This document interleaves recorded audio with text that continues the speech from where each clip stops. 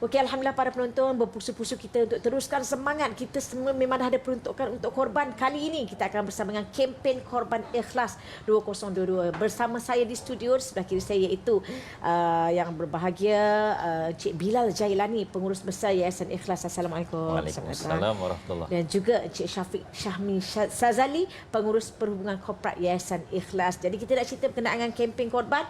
Tapi sebelum tu, kita cerita berkenaan Korban Ikhlas, kita nak tahu dulu berkenaan dengan Yayasan Ikhlas. Silakan Cik Bilal. Baik. Assalamualaikum warahmatullahi wabarakatuh. Salam Jumaat berkat buat muslimin dan muslimat daripada Yayasan Ikhlas, rakan korban terbaik anda. Kami Yayasan Ikhlas ditubuhkan pada 2009, memfokuskan kepada 4 kluster, iaitu yang pertama kesihatan, pendidikan, pembangunan komuniti dan pengurusan bencana. Dan kita aktif buat program setiap hari di seluruh negara. Ada 4 cawangan di Semenanjung dan 4 cawangan di Borneo. Alhamdulillah. Itu dia 4 yang diterapkan dalam Yayasan Ikhlas. Dan kita nak tahu berkenaan dengan Korban Ikhlas yang bakal dilaksanakan oleh Yayasan Ikhlas. Jadi secara ringkas berkenaan dengan kempen korban ini. Korban Ikhlas adalah korban kebajikan yang memberikan peluang pada muslimin dan muslimat beribadah sambil memberikan daging di tempat yang paling baik dan paling memberikan banyak pahala dan paling memerlukan. Jadi kita buat di 6 buah negara pada tahun ini, di Malaysia, Sabah Sarawak, di Perak, kemudian beberapa bahagian di luar negara, di Aceh, Kemboja, Bangladesh, India, Afrika, iaitu Nigeria dan Chad. Jadi kita memberi peluang untuk muslimin dan muslimat beribadah sebaiknya dengan ibadah di hujung jari, lancar dan pantas, mudah.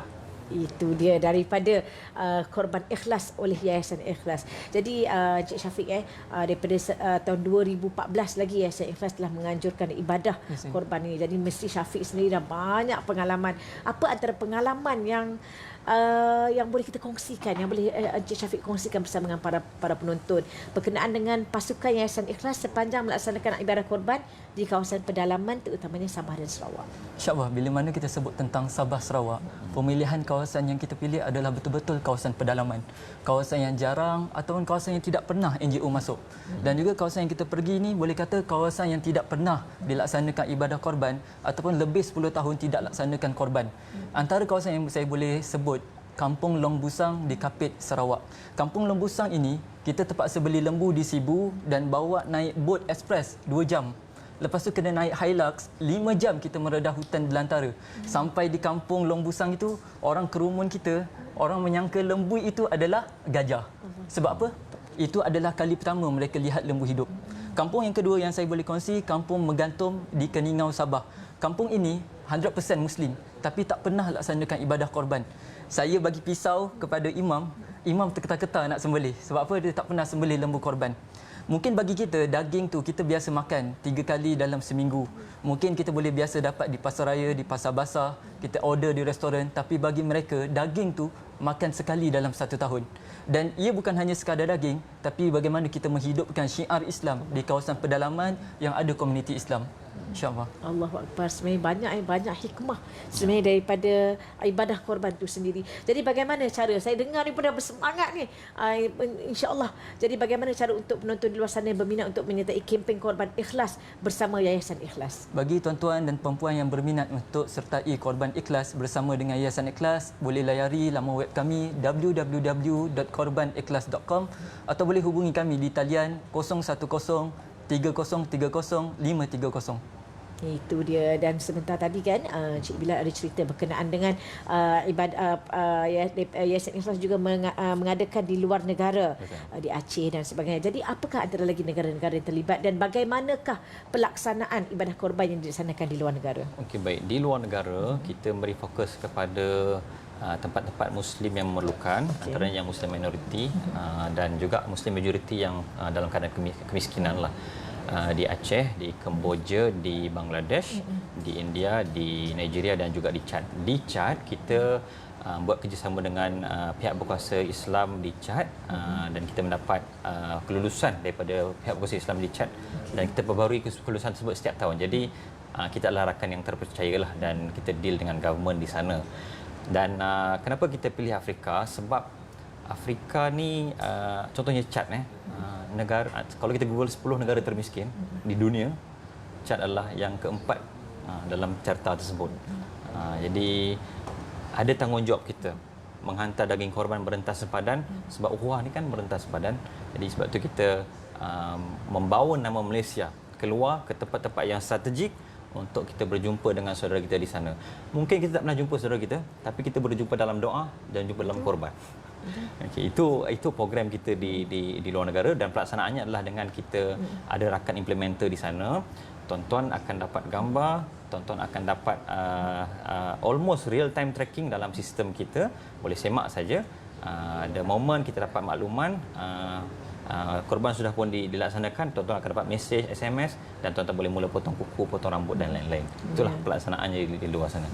Saya tertarik kan, sebab itulah pentingnya pelaksanaan yang tepat, sebab kita pun nak tahu bila kita dah boleh potong kuku, bila kita dah boleh buat aktiviti seperti biasa dan sebagainya. Jadi sedikit daripada Cik Bilal. Banyak tahun ni banyak kita pun berfikir, tapi kenapa perlu kita, kalau boleh kita jadikan Yayasan Ikhlas, Korban Ikhlas bersama Yayasan Ikhlas ni sebagai pilihan kita? Okey, kenapa tuan-tuan perlu pilih Korban Ikhlas? Yang pertama adalah Yayasan Ikhlas adalah rakan korban terbaik anda yang telah menjalankan korban sejak 2014. Dan 2020 adalah tahun ke-9 kami menjalankan ibadah korban ini. Dan Yayasan Ikhlas adalah sebuah badan yang aktif. Kami setiap hari menjalankan misi di dalam negara di 8 cawangan yang kami ada. Tuan-tuan boleh rujuk Facebook dan media sosial kami. Kami adalah anak-anak muda semuanya yang berhasrat untuk memudahkan, menyediakan medium yang selesa untuk tuan-tuan semua beribadah dengan semudah-mudahnya. Boleh rujuk korbanikhlas.com dan lihat how seamless is our system. Itu dia, insyaAllah. Dan yang terakhir daripada Cik Syafiq, bagaimana cara, sekali lagi kita war-warkan kepada para penonton, sekali lagi mungkin ada yang terlepas tadi kan, khusyuk dengar cerita berkenaan Korban Ikhlas ni, di luar sana yang berminat untuk menyertai kempen Korban Ikhlas bersama Yayasan Ikhlas, dan kalau dapat kita antara harga-harganya dan di mana sebagainya. Kami mengajak umat Islam untuk sama-sama berkorban bersama dengan Yayasan Ikhlas. Pernah satu ketika ada seorang pakcik tua datang ke pejabat Yayasan Ikhlas bawa 2 beg besar di bahu kanan dan bahu kiri. Bila saya tanya apa dalam beg tu, pakcik tu buka, dalam satu beg penuh dengan tin-tin kosong. Satu beg lagi penuh dengan minyak atar. Dia kata dia nak datang korban, dia nak datang pejabat Yayasan Ikhlas untuk sertai ibadah korban. Pakcik yang dalam keadaan kesempitan duit, dalam kekurangan duit pun ingin berkorban. Apatah lagi kita yang mampu. Tuan-tuan dan puan-puan, saya ingin mengajak kita semua untuk berkorban mengikut kemampuan masing-masing. Kita Yayasan Ikhlas, kita tawarkan di luar negara serendah RM390, di dalam Malaysia serendah RM700. Dan ibadah korban kita ini juga, kepada peserta korban kita sediakan hadiah cabutan bertuah. Bagi mereka yang bertuah, mereka akan dapat voucher Petronas Settle, yang mana setiap voucher itu bernilai RM50. Dan yang menariknya lagi, peserta yang bertuah seramai 2 orang kita akan bawa turun ke misi korban kita di Sabah. Dan yang lagi, tawaran kita lagi kepada peserta korban, kita akan bawa mereka 2 orang juga yang bertuah untuk turun dalam misi-misi kemanusiaan kita yang akan datang. Itu antara yang kita boleh offer kepada peserta-peserta korban. Untuk mendaftar, tuan-puan yang berminat boleh layari laman web kami www.korbanikhlas.com atau boleh hubungi kami di talian 010-3030-530. Allahu Akbar. Saya kira satu usaha yang bagus daripada Yayasan Ikhlas yang mengadakan kempen Korban Ikhlas ini, yang mana dan juga sebagai galakan ada hadiah untuk mereka yang korban. Kalau dan orang juga, buat baik. kan kalau jadi lagi semangat, dan juga yang lagi semangat lagi kalau dapat terpilih untuk menyertai bersama misi bersama kempen korban daripada Yayasan Ikhlas. Terima kasih banyak kita ucapkan kepada Cik Bilal Jailani, pengurus besar Yayasan Ikhlas, dan juga Cik Syafiq Syahmi Sazali, pengurus perhubungan korporat Yayasan Ikhlas, dan kepada anda para penonton, ayuh, inilah masanya. Setiap tahun mesti kita kena ada dah siap-siap dah peruntukan untuk kita melakukan ibadah korban. Jangan kata tak ada lah tahun ni, lain ada peruntukan korban. Untuk ibadah korban mesti kita ada peruntukan. Dan inilah dia, hubungi Facebook yang tertera, laman web www.korbanikhlas.com, dan juga hotline number yang tertera di kaca TV anda. Terima kasih banyak saya ucapkan kepada Yayasan Ikhlas. Saya doakan terus maju jaya, terus cemerlang untuk ummah, insya-Allah, dan yang terbaik, insya-Allah. Para penonton, kita nak berehat seketika, kembali selepas ini.